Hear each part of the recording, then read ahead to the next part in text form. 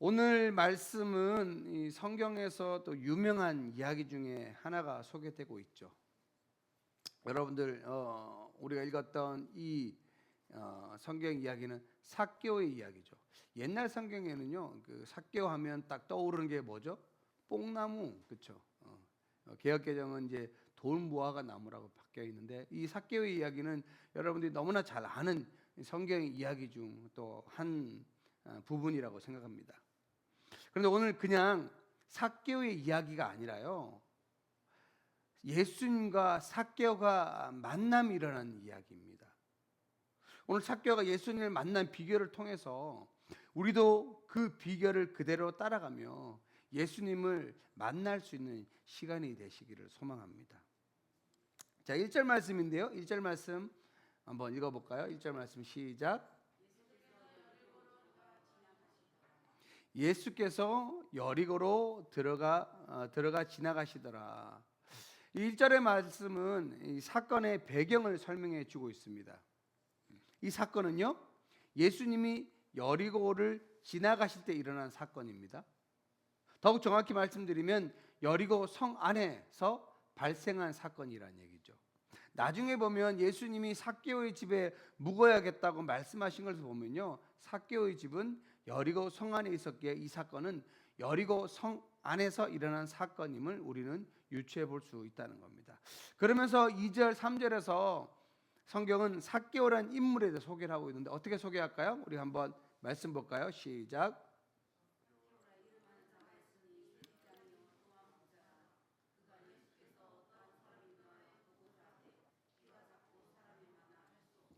자, 여기 보면 2절에 보면 2절에 뭐라고 되어 있습니까? 처음에 삭개오라 이름하는 자가 있다라고 설명을 하고 있죠. 1절은 예수께서 여리고로 들어가시는 것을 말씀하시면서 사건의 배경을 이야기하시면서 2절에 삭개오라 이름하는 자를, 삭개오라는 2절 3절을 통해서 삭개오가 어떤 사람임을 소개를 하고 있는데, 여러분 원어 성경을 보면요, 2절을 시작하면서 우리말로 표현하면 보라 라는 단어로 시작합니다. 보라는 단어는 뭡니까? 집중하라는 얘기죠. 자, 지금 예수님이 누구에게 집중하라는 겁니까? 삭개오라는 인물을 소개하면서 삭개오를 주목시키고 있다는 얘기입니다. 자, 삭개오를 소개하면서 삭개오를 주목하는 이유가 뭘까요? 여기 이 삭개오라는 사람을 통해서 예수님이 무언가를 이야기해 주고 싶었던 거겠죠. 삭개오를 소개하면서 이름, 그리고 직업, 직함까지 소개를 합니다. 여러분, 이 소개는요, 우리가 흔히 세상에서 사람들을 소개하는 소개와 비슷합니다. 세상에서는 한 사람을 평가할 때 이름이 무엇인지, 그리고 그 사람의 지위가 무엇인지, 또 그 사람이 가진 것이 무엇인지를 기준으로 소개합니다. 이걸 한마디로 얘기하면 세상은 스펙을 따진다는 거죠. 삭개오를 소개하면서요, 지금 이름과 직위와 부자라고 소개를 하고 있죠. 세상의 기준으로 소개를 하고 있는 것입니다. 혹시 우리도 누군가에게 소개를 할 때, 자신을 소개할 때 이렇게 소개를 한다면요, 오늘 말씀에 귀를 기울이시기 바랍니다. 그래서 성경은 삭개오를 소개하면서요, 2절에서 끝나지 않고 3절에도 이어지죠. 자, 예수께서 어떤 사람인가 보고자 삭개오는 애를 썼습니다. 그런데 성경은 뭐라고 하고 있습니까? 그러나 그는 키가 작아 볼 수 없었다고 이야기합니다. 얼마나 키가 작았으면 예수님을 보지 못했을까요? 근데 여러분, 여기에서 중요한 것은요, 삭개오가 키가 작았던 것보다 예수님에 대한 관심입니다. 3절에 그가 예수가 어떤 사람인가 하여 보고자 하되 라고 설명하고 있죠. 삭개오는요, 예수님에 대한 관심이 있었던 자였습니다. 우리는 예수님에 대한 관심이 있습니까? 여러분은 예수님에 대한 관심은, 여러분 그 예수님에 대한 관심은요, 오늘 말씀을 보니까 이 예수님에 대한 관심은 예수님을 만나는 첫 번째 단계이기도 합니다. 또한 예수님이 누구신가에 대한 답을 찾아야 합니다. 자, 예수님에 대한 관심이 예수님을 만나는 첫 번째 단계이고, 그 예수님에 대한 관심뿐만 아니라 그 관심에서 예수님이 누구인가에 대한 고백, 예수님이 누구인가에 대한 해답을 가지고 있어야 된다는 겁니다. 자, 예수님께서 제자들에게 내가 누구인지를 물어봤을 때 제자들 중에 베드로는 이렇게 대답했죠. 자, 한번 볼까요? 마태복음 16장 16절입니다. 시작. 시몬 베드로가 대답하여 이르시되, 자, 베드로 뭐라고 고백합니까? 주는 그리스도시요 살아계신 하나님의 아들이시다. 자, 여러분, 그리스도가 뭐라고 했습니까? 그리스도는 구약으로 말하면 메시아, 기름 부음 받은 자, 구원자라는 뜻입니다. 우리도 예수님이 누구신가에 대한 고백이 먼저 그리스도라는, 주는 예수님은 그리스도입니다라는 고백이 있어야 한다는 겁니다. 또한 그 예수님은 우리와 함께 하시는 하나님, 다시 말해 임마누엘이라는 고백이 있어야 된다는 겁니다. 그 임마누엘이라는 하나님은요, 예수님은, 그 임마누엘이신 예수님은 요한복음 14장 6절에 보니까 우리의 길이고요, 우리의 진리이시고 우리의 생명이 되시는 분이시라는 고백을 합니다. 여러분, 예수님이 누구신가에 대한 관심, 그 관심이 예수님을 만나는 첫 번째 단계인데요, 그 첫 번째 단계에 더 나아가 예수님이 누구신가의 고백이 있어야 된다는 겁니다. 그리스도시고 임마누엘 하나님이시고, 그리고 우리의 길이 되시고 진리이시고 생명 되시는 분이라는 것이라는 고백이 있어야 된다는 겁니다. 그런데 이 예수님에 대한 관심을 가진 삭개오에게 장애물이 생겼습니다. 예수님을 보고자 했지만 군중들이 예수님께 몰려들어서 볼 수 없는 상황이었습니다. 까치발을 들고 보고 싶었지만 키가 워낙 작은 관계로 전혀 볼 수가 없었습니다. 마침 예수님이 지나가는 길에 나무가 있어 거기에 올라가 보려고 합니다. 자, 삭개오를 뭐라고 소개했습니까? 세리장이라고 얘기했죠. 부자였죠. 세리장이며 부자인 삭개오의 이러한 행동으로 그가 얼마나 예수님을 보고 싶어 했는지 우리는 짐작해 볼 수 있습니다. 그는요, 세리장이고 부자인 그 사회적 위신을 뒤로하고 마치 어린아이처럼 나무에 올라가 예수님을 보고 있습니다. 삭개오에게 이 모든 것이 장애물이었습니다. 그는 체면을 뒤로 한 채 체면을 버리고 나무에 올라갔습니다. 여러분, 세리장이고 부자였으면 옷차림도 어땠을까요? 옷차림도 좋은 옷을 입었을 겁니다. 당시에, 그렇죠? 그 좋은 옷을 입고 그런 모든 걸 뒤로하고 나무에 올라갔다는 겁니다. 왜? 예수님을 보고자 했던 그 마음. 어찌 보면 이 삭개오에게는 그런 모든 것이 장애물이었을 겁니다. 여러분, 큰 장애물을 극복한 사람일수록 먼저 주님을 발견하겠다는 사실입니다. 예수님이 삭개오의 이러한 행동에 반응을 하시는데요, 그것이 바로 5절 말씀입니다. 5절 말씀 볼까요? 시작.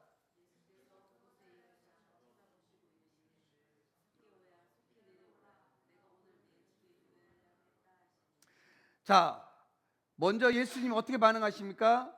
예수께서 그곳에 이르사 쳐다보시고, 누굴 봤다는 겁니까?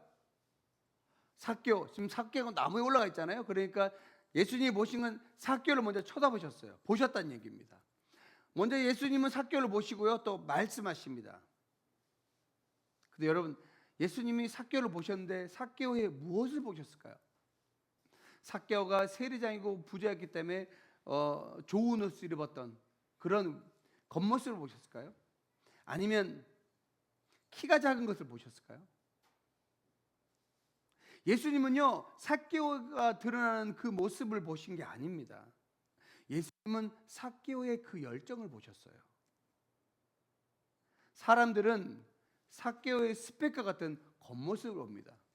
여러분, 그래서 우리가 소위 말해서 후질구리한 옷도 안 입고 좋은 옷 입고 여러분 단정하게 하고 하는 이유가 뭡니까? 다른 사람들한테 꿀리지 않으려고 하는 거 아닙니까?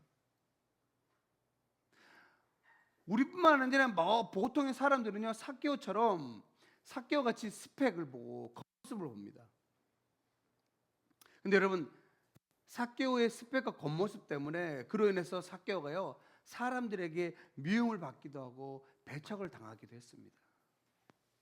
우리가 알다시피 당시의 세리는 사람들의 피를, 그 당시에 이스라엘 유대인들의 피를 빨아먹는, 세금을 빨아먹는 사람들이었는데, 그 세리 중에 장이었으면 얼마나 심했겠습니까? 그러다 보니까 이스라엘 백성들, 유대인들에게 미움을 받고 배척을 당하게 됐습니다. 부자였지만. 하지만 예수님께서는요, 그러한 모습을 보시지 않고 나무에 올라가 예수님을 보고자 했던 삶의 그 열정들을 보셨던 겁니다. 자, 여러분, 그렇다면 예수님이 삭개오의 그 삶의 열정을 보셨는데, 삭개오는 왜 나무에 올라간까요? 그냥 단지 예수님을 보고자 하는 그 마음, 그 열정으로만 올라갔을까요? 우리가 삭개오의 마음을 조금 깊이 들여다보면 말로 표현하지 못했지만 그 마음 구석에는 인간답게 살고자 하는 마음이 있었을 겁니다. 아까 말씀을 드렸죠? 세리가 어떤 일을 한다고요? 당시에 로마 식민지였기 때문에 로마에 얼마를 바쳐야 됩니다. 세금을, 백성들의 세금을 받아서 바쳐야 됩니다. 근데 로마에서 예를 들어 10원을 바쳐야 되는데 10원만 받으면 됩니까? 그럼 자기는 남는 게 없습니다. 100원을 받을 수도 있고 50원을 받을 수 있고, 자, 그렇게 해서 자기는 부를 축적합니다, 세리들은. 근데 그 세리 중에 가장 능력이 있었던 사람이 바로 세리장 삭개오였다는 겁니다. 그렇기 때문에 그 마음속에 어떠한 늘 그런 공허함이 있었지 않았을까요? 그런 말로 표현할 수 없지만 마음 구석에서는 인간답게 살고자 하는 마음이 있었을 겁니다. 여러분께 묻습니다. 여러분, 오늘 왜 교회 나오셨습니까? 내가 교회를 나왔는지, 내가 교회에 얼마나 중요한 사람인지, 내가 교회에 얼마나 헌금을 하는지보다 더 중요한 건요, 나에게 있는 장애물을 극복하고 나무에 올라가 예수님을 만나고 싶어하는 마음이 있는지가 더 중요한 겁니다. 예수님은 그 마음을 먼저 보십니다. 자, 그러면서 삭개오에게 말씀하십니다. 그냥 지나갈 수 있는데 삭개오에게 말을 거신 겁니다. 여러분, 성경의 역사는요, 하나님이 인간에게 말을 거시는 것으로 시작되었습니다. 창세기 역사를 한번 볼까요? 창세기 역사를 봐도 그렇고 출애굽 역사를 봐도 구약의 역사를 보면 하나님이 인간에게 말을 거시면서 역사가 시작됐습니다. 하나님이 아담에게 말을 거시면서 역사가 시작됐고요, 아브라함에게 찾아와서 말을 거심으로 역사가 이루어졌고, 또 모세에게 찾아오셔서 말을 거심으로써 하나님의 역사가 일어났던 겁니다. 예수님이 이 땅에 오신 것은 죄인된 우리에게 말을 거시려고 오신 겁니다.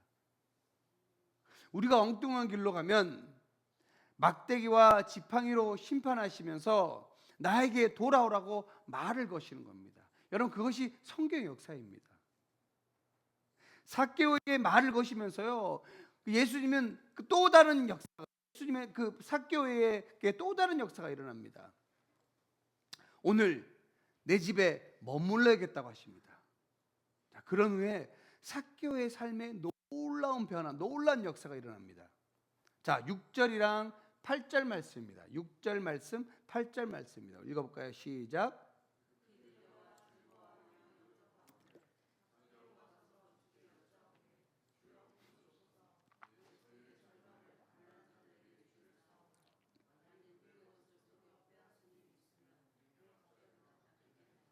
자, 예수님이 삭개오야, 오늘 내 집에 내가 머물러야겠다라고 하니까 6절에 뭐라고 합니까? 어떻게 내려옵니까?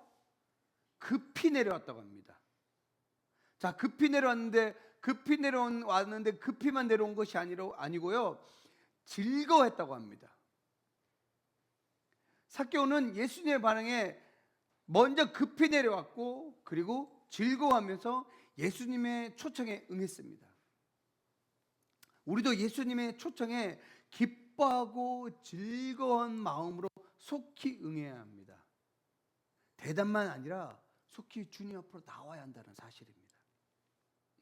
그러면 삭개오는요, 즐거워하면서 급히 내려온 걸로 끝난 것이 아니라 삭개오는 예수님 앞으로 나아가 속히 나오면서 이렇게 고백하죠. 내 소유의 절반을 가난한 자들에게 나눠주고 만일 내가 누구의 것을 속여 빼앗은 일이 있으면 4배로 보상하겠습니다 라고 고백합니다. 여러분, 지금 삭개오가요, 뭐의 절반을 가난한 자들에게 나눠준다고 합니까? 자기의 수입의 절반이 아닙니다. 자기 소유, 다시 말해서 자기의 재산의 절반을 가난한 자들에게 나눠주겠다고 하는 겁니다. 여러분, 쉬운 일입니까? 쉬운 일이 아닙니다. 내 소유의, 내 재산의 절반, 아니 내 수입의 절반 나누는 것도 힘든데 내가 가진 재산의 절반을 나누겠다는 겁니다. 누굴 위해? 가난한 자들을 위해요. 쉬운 일이 아니에요. 그리고 율법에는요, 속여서 빼앗은 일에 대해서 2배라만 갚아도 충분한데 그는 뭐라고 합니까? 4배로 갚겠다고 고백을 합니다. 이러한 모습은 자신이 지금까지 부당하게 모은 재산을 포기하고 가난한 자들에게 나눔을 실천하겠다는 말이죠. 4배로 갚고 재산 절반을 가난한 자한테 나누고 주고 나면 삭개오에게 남는 것이 있을까요, 없을까요? 남는 것이 없습니다. 여러분, 이 모습은요, 많은 성경학자가 이 삭개오의 이 고백은 회개의 다른 모습이라고 이야기하는 겁니다. 지금 부자인 세리 장인 삭개오는 예수님께 자기 소유의 절반을 가난한 자에 나눠주고 자기가 만일 속여서 빼앗은 게 있었다면 4배로 갚겠다는 이 모습은요, 예수님한테 죄를 회개하는 회개의 다른 모습이라고 볼 수 있습니다. 이러한 고백이 있은 후에 예수님이 삭개오에게, 삭개오뿐만 아니라 그곳에 있는 사람들에게 이렇게 선포하십니다. 자, 9절 10절입니다. 시작.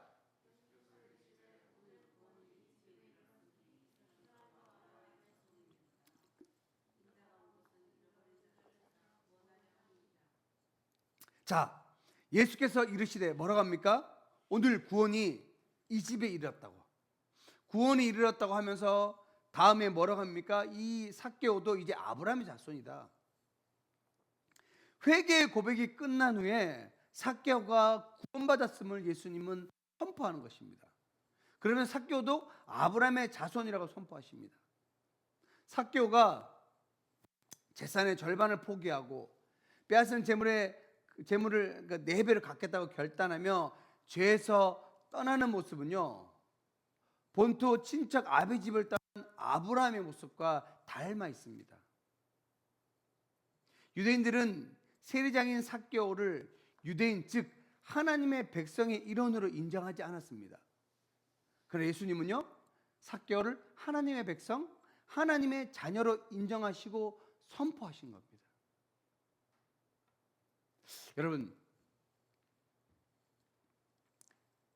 삭개오가 예수님을 만나지 않았다면 이러한 결단이 가능했을까요?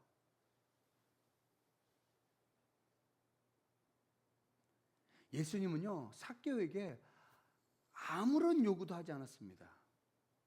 누가복음 1장 1절에 10절 어디를 봐도 예수님이 삭개오에게 어떤 요구도 하지 않았습니다.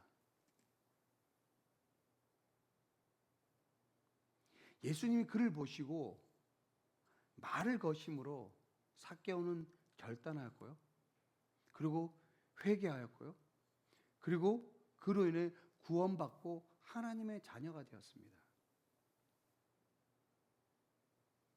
예수님이 삭개오에게 찾아가셨던 것처럼 오늘 우리에게도 찾아오시어 말을 거십니다.